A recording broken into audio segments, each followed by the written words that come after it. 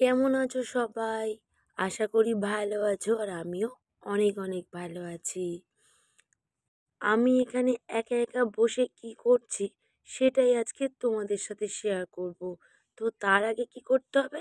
Skip না করে পুরো ভিডিওটা দেখতে হবে। আমি এসেছি ডিউটিতে, এদিকে আমার মনটা খারাপ কারণ বাড়ির সবাই পিকনিক করছে আর আমি এখানে একা একা বসে বসে ডিউটি করছি। ডিউটি আমার শেষ হয়ে গেছে, এত অপেক্ষার পর তারপরে আমার যেন সময়টা কাটছিল না। যখন ছুটি হওয়ার টাইম হয়ে যায়, আধা ঘন্টা হয়ে বাকি থাকে, তখন আর সময়টা কাটতেই চায় না। আর তখনই বসে বসে নিজেকে বোরিং লাগে যে কখন যাব বাড়িতে, পিকনিক মনে হয় সব শেষ হয়ে গেল আর আমি একাই লাস্ট।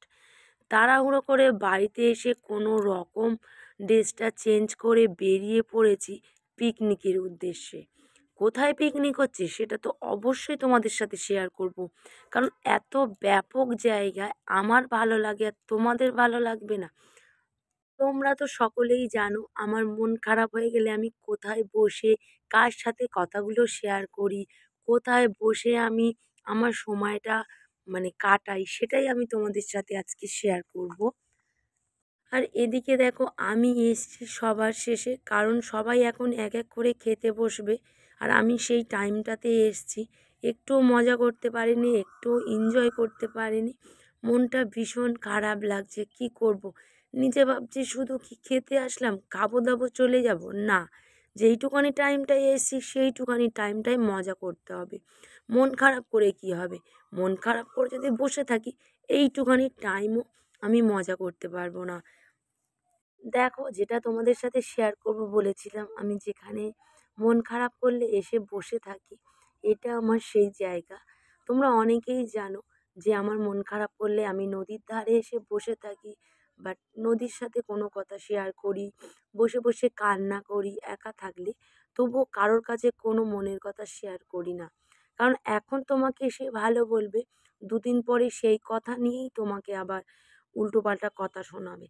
তার জন্য আমি আর কারোর কাছেই কোনো কথাই আর শেয়ার করি না। যা কথা শেয়ার করি সব গঙ্গার সামনে এসে, গঙ্গার কাছে বসে আমি এখানেই শেয়ার করি। আমি এসছি আর খাওয়ানোর ব্যাচ শুরু হয়েছে আর প্রথমে বাচ্চা 3টে খেয়ে নিচ্ছে, কারণ এখন বড়রা বাকি আছে। সবাই বলছে আর একটু পরে খাচ্ছি, যেহেতু ছোটদের খিদে পেয়ে গেছে তো তার জন্য ছোটদের খেতে দিচ্ছে। আমারও খিদে পেয়ে গেছে, বাট আমি খেয়ে নেব, কিন্তু একা খাবো না। মা দিদি খায় কি জিজ্ঞাসা করে আর একেবারে ওদের সাথে খেতে বসে যাব, কারণ একা একা ভাল লাগবে না। আর মন বা খারাপ করে কি করব? যেহেতু আমার ডিউটি ছিল, আমার আসতে দেরি হয়ে গেছে, আমি তো ডিউটি ছেড়ে আর চলে আসতে পারি না। তবু চেষ্টা করব, এদেরকে বলবো যে আমার যখন ছুটি থাকবে সেরকম দিনে একটা পিকনিক করতে বা রাতের বেলা পিকনিক করতে, এরম টাইম একটা বলবো, যাতে আরেকবার পিকনিকটা হয় আর কি। এরা তো সেই কোন সকাল থেকে এসে মজা করছে। আমার এদের প্রতি খুব রাগ ধরছে, কারণ আমি থাকতে পারিনি আর এরা সবাই সব মজা করে নিয়েছে। আমার জন্য মনে হয় কিছু আর রাখেনি। আর খাওয়ার টাইমটাই বা কি মজা করব। দেখি খেতে বসে কাউকে এঁটো মাখাতে পারি কি না। এই পিকনিকটা হচ্ছিল গঙ্গার ধারে, আমাদের বাড়ির অনেকটাই কাছে। ওখানটাতে সামনেই নদী আছে আর মাঠ করা রয়েছে বিশাল বড়। এখানটাতে পরিষ্কারই ছিল, বাট এখানটাতেই পিকনিক করে ওরা আবার এসে ভালো করে ঝাঁট টাট দিয়ে এখানে জল ছড়া টড়া দিয়ে তারপরে সবাই একসাথে কাটাকুটি করেছে, সব জোগাড় করেছে, ওপর থেকে নিচে নিয়ে এসছে। অনেকটাই কষ্ট। আমাদের কি বলো তো, নদীর নিচটা তো পুরো পাড়টা বাঁধানো। এবার ওখান থেকে উঠতে গেলে পুরো রাস্তাতে উঠতে হবে, অনেকটা ঢাল আর কি। সেটা একদিন আমি তোমাদের সাথে শেয়ার করব।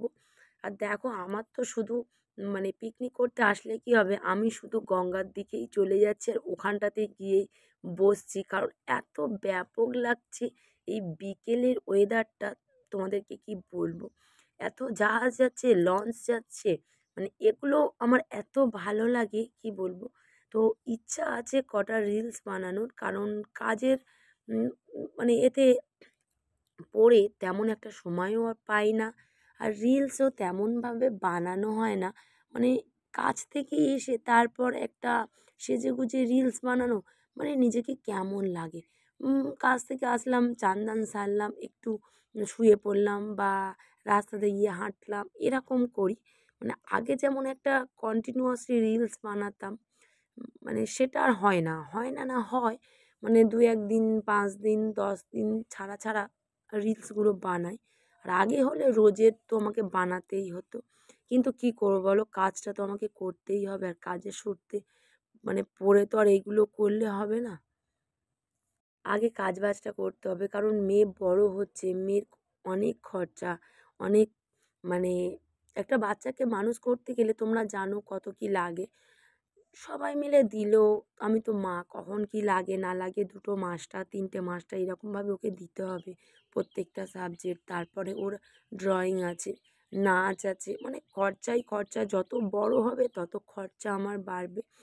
তো সেগুলো আমার ভেবে তো লাভ নেই। কাজ করতে হবে, কাজ করে এসে যেইটুখানি টাইম পাবো সেইটুখানি টাইমটার মধ্যে এনজয় করতে হবে। বাট ছুটির দিন থাকলে তখন সবার সাথে মজা করতে হবে।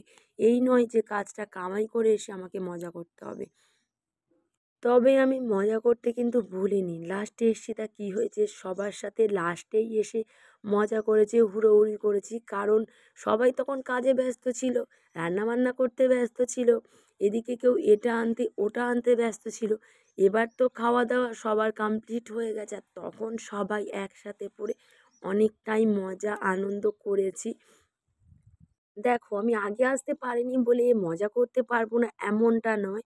একদম মন খারাপ করা উচিতই না। যেইটুখানি টাইম পাবো সেইটুখানি টাইমটাই হাসি মজা করতে হবে। আর এই হাসিটা আমাদের মুখ থেকে সরালে হবে না। এই হাসিটাই আমাদের মানে সাহস যোগাবে। আর সবাই মিলে একসাথে পড়লে যা হয়,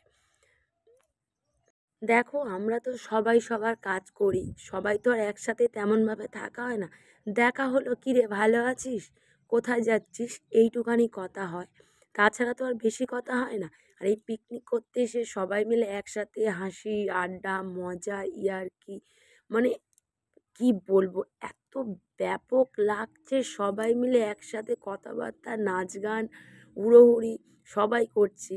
খুব খুব মজা করছি, খুব আনন্দ করেছি। কিন্তু আমি একটুও নাচিনি, কারণ আমার মানে ভালো লাগছিল না তার জন্য।